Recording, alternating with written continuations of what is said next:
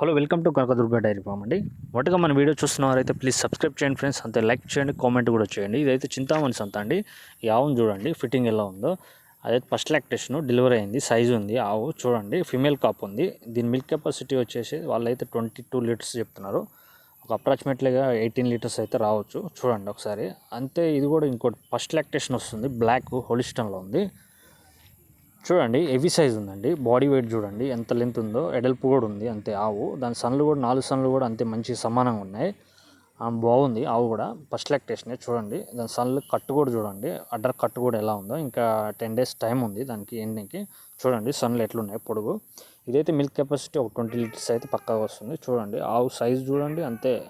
Wait కూడా చూడండి, body weight, body కూడా ఎంత ఎడల్పు ఉందో చూడండి ఒకసారి. ఓకేనా ఫ్రెండ్స్.